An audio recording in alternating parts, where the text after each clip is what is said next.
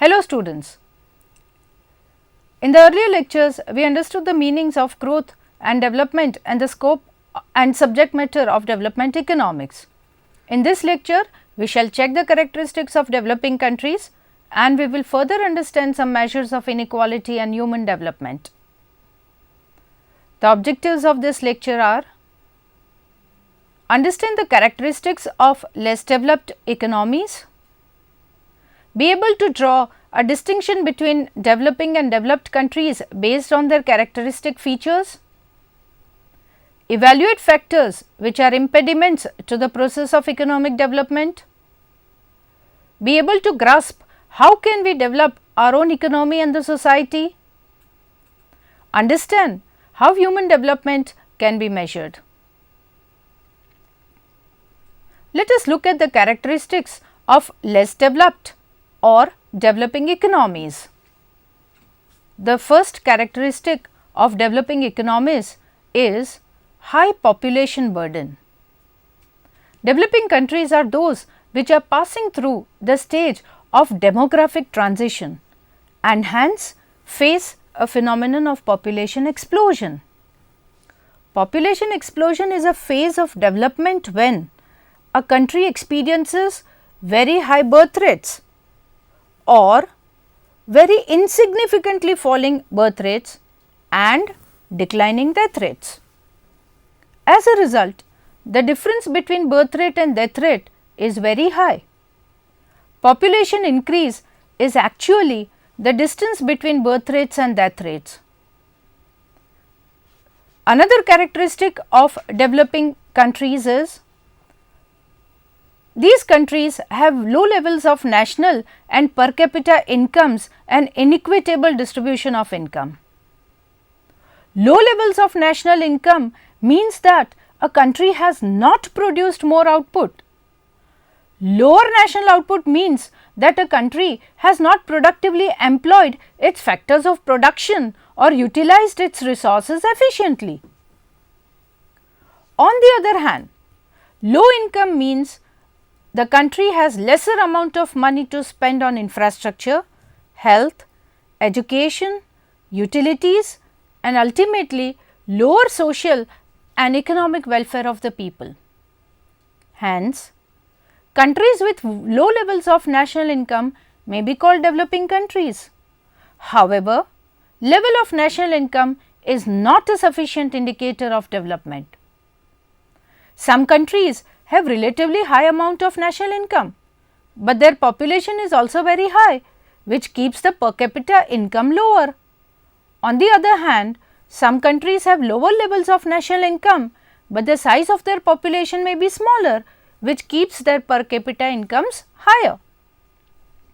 Some countries have a high level of national income, but are not able to utilize and manage it equitably, leading to high amount of inequality, poverty and deprivation for a large segment of the population. Hence, per capita income is considered a better indicator of development. A higher per capita income means the average income per person is higher and therefore indicates greater production or availability of goods per person. However, per capita income is only a mathematical average, and in reality, some people might be receiving much higher income than this average, while many others may be receiving much lower income than this average. For instance, if an income of rupees 1 lakh is divided among 1000 persons, each gets an average of rupees 100. But if the same income is divided among 2000 persons, each one gets only rupees 50. Besides, an average income of 100 does not mean each person gets rupees 100. Some may get rupees 500 in actual distribution, while some may get only rupees 10 each. Hence, such unequal distribution indicates failure on part of the system to give equitable employment opportunities to all or to distribute the incomes in a fair manner. Now friends, developing countries are those countries where there is high dependence on agriculture and slower pace of industrialization. This is another characteristic. These countries are highly dependent on agriculture for employment and generation of national income. A significantly large proportion of population is dependent on the primary sector. Growth of the agricultural sector is generally relatively lower than that of the industrial sector, as there are natural restrictions on output, variety of output and price elasticity of domestic demand and exports is lower. Even if price is reduced, demand cannot be raised beyond a certain level. Demand for food and agricultural goods are limited to necessary demand. Demand for commercial crops is relatively higher. This is what we mean by lower elasticity. Agricultural sector can develop better if technology and capital are cheap and easy to access. But in such countries, pace of industrialization and capital formation is lower, and hence agricultural sector faces scarcity of physical and financial capital. Another characteristic here is resource scarcity. Countries which face scarcity of natural resources like land, climate conducive for agriculture, etc., and essential man-made resources like electronic resources, food, tools and so on, as well as scarcity of technological resources, for example, internet facilities in the present times, are not able to provide enough goods or skills to a large proportion of their population, and hence the welfare of their people tends to be lower. Resource scarcity may arise due to natural factors or high population burden. For any country, resources prove to be scarce when the growth of population is too high for the available resources to fulfill the basic needs of all the people. If population growth rate is very high, production of basic goods must keep pace in fulfilling the demands. But production of goods depends upon availability of resources and productivities of the factors of production. In other words, population growth must be in accordance with the country's capacity to produce goods, or the country must enhance her capacity to produce goods to provide for the welfare of her rising population. Otherwise, population becomes a burden upon resources. Still another characteristic is the slow pace of technological advancement. Some countries are not able to cope up with the pace of technological advancement taking place in the world. These are countries which are not able to easily develop their own technologies and have to buy technologies from other countries. In order to buy technologies from other countries, these countries need huge amounts of foreign exchange which they do not have. Prior to the economic reforms of the 90s, the developed world used to sell their obsolete technology to the developing countries, especially we are taking the example of Indian economy, at very high rates. Hence, developing countries used up most of their foreign exchange reserves in buying outdated technology and could not grow faster as technologies were outmoded.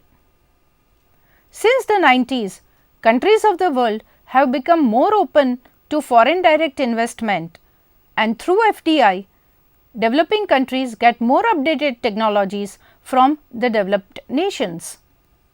Still another characteristic can be discussed as low productivity of factors.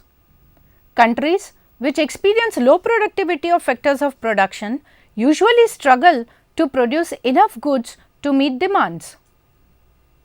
Factor productivity can be evaluated in relation to the rising demands in comparison with the productivity of similar factors in other countries or in relation of capacity utilization. Traditionally, There are 4 factors of production: land, labor, capital and enterprise. Let us now look at another characteristic, which is mismanagement of resources. Some countries are not able to manage the allocation and distribution of available resources and goods among different sectors and segments of population. This is because of a number of reasons like lack of political will, corruption, civil unrest, which leads to disruption in the distribution process, along with wastages, poor logistics, inefficient administration, inefficient governance, frequent occurrence of natural disasters and poor disaster management machinery, which also disrupt the distribution process and lead to wastages and so on. Low rate of capital formation is yet another feature. Low rate of capital formation results in lower development. Capital formation means cumulative increase in a country's stock of tangible assets over a long period of time. A given stock of capital, when used productively, helps to build up more capital. For example, if mining is well developed in a country, the production of steel will be efficient. Steel helps to create infrastructure and machinery, which in turn help to boost production and trade. Production and trade help in generating more incomes. When a nation saves a proportion of the income and invests it productively, new capital is formed. Low levels of savings and capital formation in relation to the population naturally mean lower welfare, and therefore, countries with lower rates of savings and capital formation are called developing countries. Now, let us look at another characteristic, that is, these countries are predominantly agrarian and unorganized structure of employment prevails and the pace of industrialization is slower. Countries that are predominantly agrarian cannot grow faster. Demand for agricultural goods remains to some extent fixed. The demand for food grains remains fixed by the size of the population, and thus demand driven growth is limited in the agricultural sector. Besides, the demand for cash crops can grow only when industrial sector grows and capital formation is high. When industrial sector is smaller, more people are dependent on agricultural sector. When more than required people work on a fixed plot of land, the productivity of the extra persons becomes 0. In other words, there is disguised unemployment, but all the so called employed people share the income generated from the fixed land, and thus the per capita income also reduces. According to Ragnar Nux, the disguised labor should be shifted from agriculture to industry, where their productivity can be raised. But industrial sector can grow gradually with increase in efforts, productivity of factors, technological advancement, capital formation, education, etc. Hence, in developing countries, the shift from agricultural predominance to industrial predominance is slower. Besides, when industrial sector is relatively smaller, greater proportion of urban employment takes place in the unorganized sector. Employment in the agricultural sector is generally unorganized. In the unorganized sector, wage structure is exploitative, job security does not exist, and labor welfare is lesser. Such structures result in high rates of unemployment and high amount of underemployment. Next characteristic feature is stated as excessive rural urban migration. Developing countries are also characterized by a large extent of rural to urban migration of people. People migrate for jobs, comfortable life, for education, for exposure and experience of a professional world, for entertainment and so on. Developing countries have lopsided development of economic and social infrastructures, and rural areas have highly inadequate facilities and opportunities. Imbalanced regional development is yet another characteristic feature. These economies do not have enough resources to develop all the regions and sectors simultaneously. Hence, some sectors and regions are more developed than the others owing to biased investment patterns. For example, when a less developed nation attempts to industrialize, majority of her resources are spent in creating roads, ports, bridges, power generation stations, and most financial resources are directed to various businesses. As a result, the nation does not have enough resources to spend on agricultural sector, sometimes even on the socio-economic infrastructures like health and education. Likewise, some states or cities may be more developed than the others. One more feature is the existence of dual economic setup. When the less developed nations make aggressive efforts towards development, some sections within one sector may become highly advanced, while others within the same section suffer from backwardness. For example, in India, until recent times, we find that while banking sector in urban areas is highly modern, there are people even in urban areas as well as in rural areas who do not have a single bank account, and there are villages which do not have a bank branch at all. On our roads, we find highly advanced automobiles and bullock carts plying together. These are countries which have typical structure of foreign trade. Hence, the structure of foreign trade becomes another characteristic feature of developing countries. Developing countries have to import more goods while their capacity to exports is relatively lower. In the initial years of development, these countries import more goods essential for survival of their population like food. As they start industrializing, they import more industrial goods and capital goods, also called developmental imports, like imports of machinery, raw materials, energy, technology, etc. After the process of industrialization takes off, the maintenance imports tend to increase. Maintenance imports are essential for maintaining the growth and pace of industrialization, and these constitute advanced or green technology imports, spare part imports and so on. In the initial years of development, these countries are able to export only primary goods as they are not industrially well developed. The price elasticity and exchange rate elasticity of these goods, that is the agricultural goods, tends to be low, and thus these countries cannot easily increase exports of such goods. Besides, owing to high population and lower productivities of factors of production, these countries have lesser exportable surplus.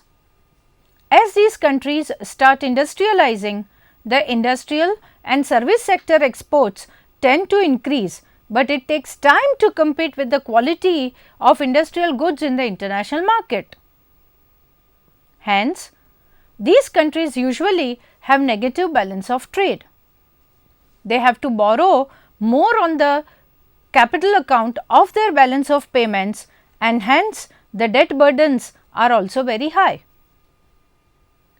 One feature which we state towards the end, but is extremely important, is high magnitude of poverty, higher inequality of income distribution, low levels of literacy, superstitions and unscientific way of living. Owing to lesser resources, low productivity of factors, high growth rate of population, etc., these countries have a high propensity to consume for several needs and have lower savings to create more capital, to increase literacy or to improve conditions of living. Now, owing to all the features above, we find another typical characteristic, which is existence of vicious circle of low incomes, low productivity and unemployment. Developing countries experience a vicious circle of lower development. These countries have a high growth of population. High growth of population leads to lower employment. Owing to lower employment, there is higher dependence on agriculture. In the agricultural sector, incomes are lower. Hence, there is an high incidence of poverty. High poverty leads to further lowering of incomes. Lower incomes lead to illiteracy, malnutrition, and illiteracy and malnutrition lead to lower productivity.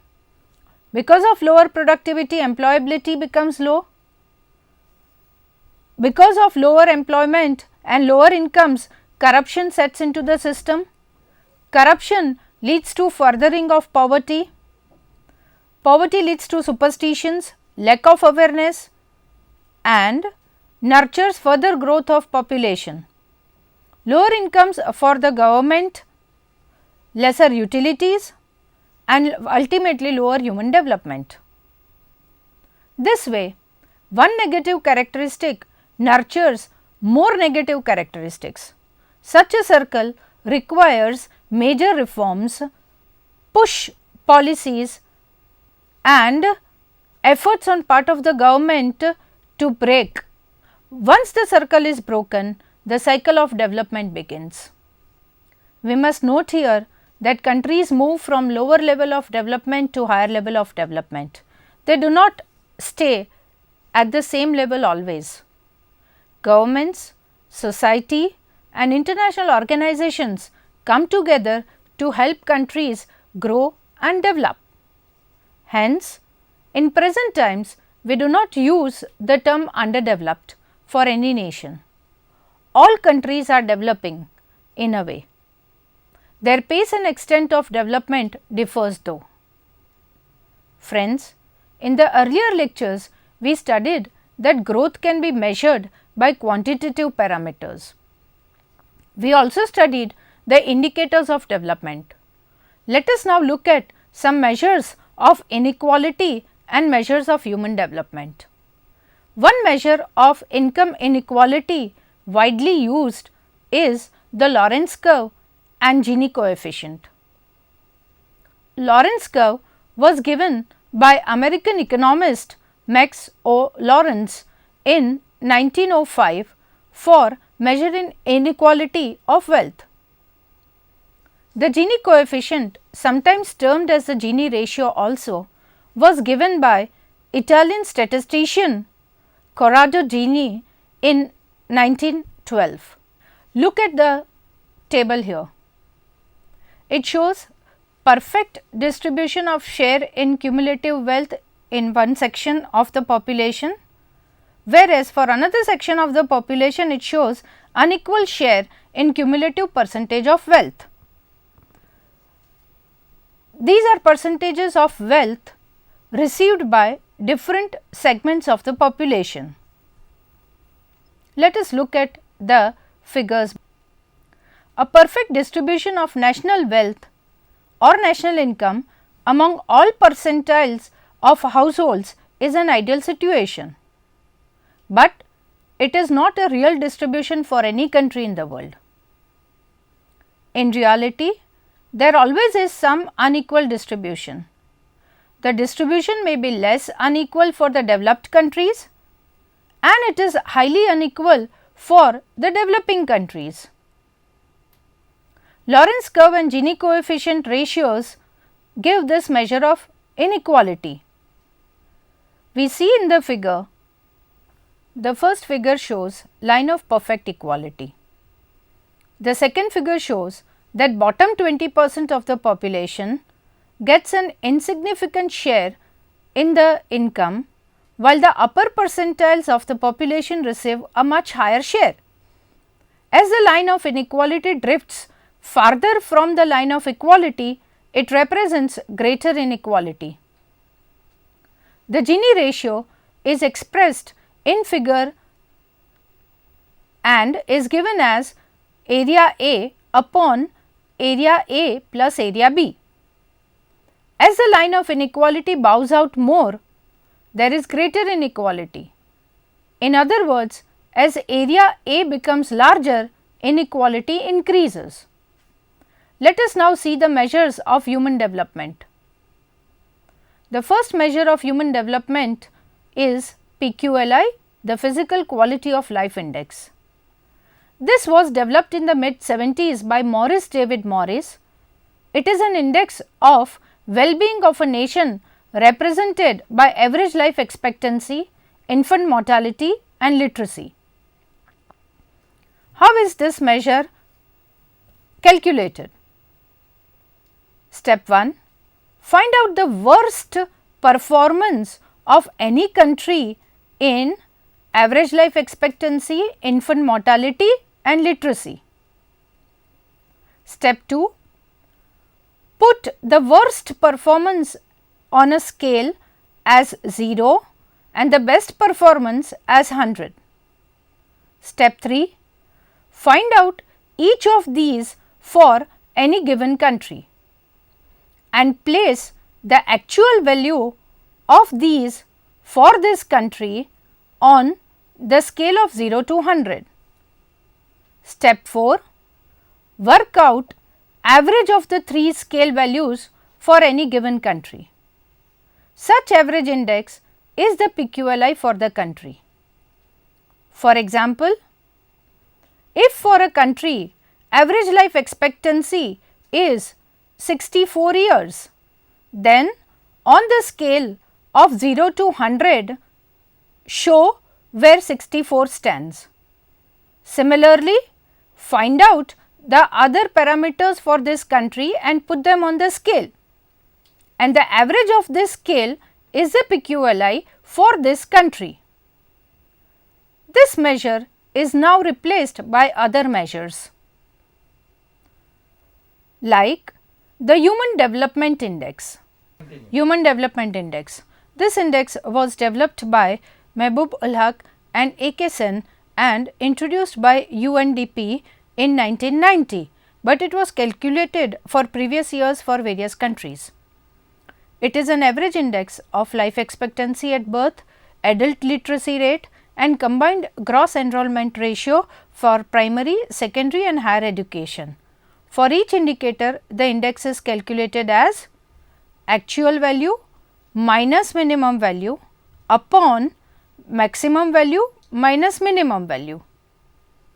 Minimum values for each of these are based on the worst performance found in the world for a particular year. Any country's actual performance is then taken as the actual value. The average index of all the 3 indices is worked out and placed on a scale between 0 and 1. Low human development. HDI lower than 0.5 is low human development. Medium human development. HDI between 0.5 and 0.8 is medium human development. High human development. HDI higher than 0.8 is high human development.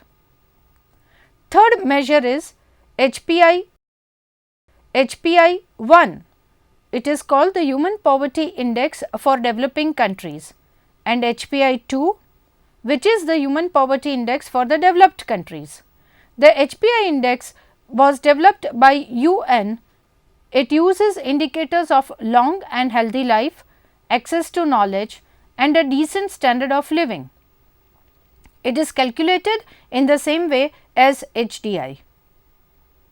The Multidimensional Poverty Index.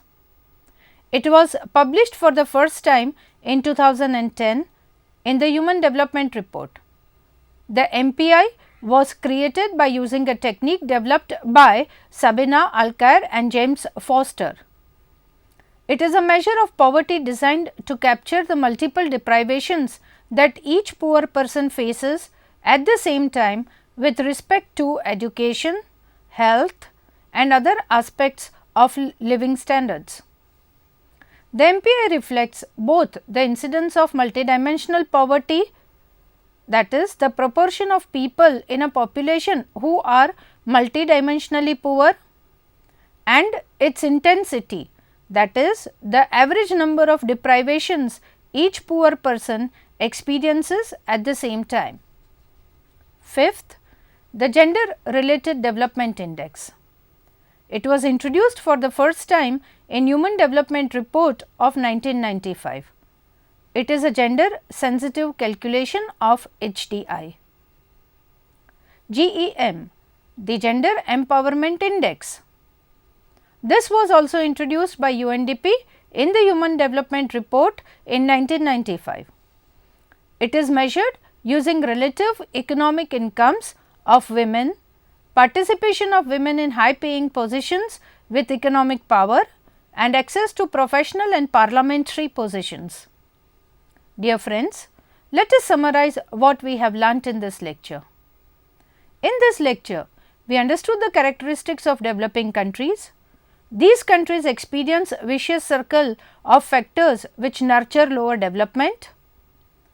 It requires strong will and effort on part of all national institutions and machinery to break such circles and move towards prosperity. We further saw the various measures of economic inequality and human development.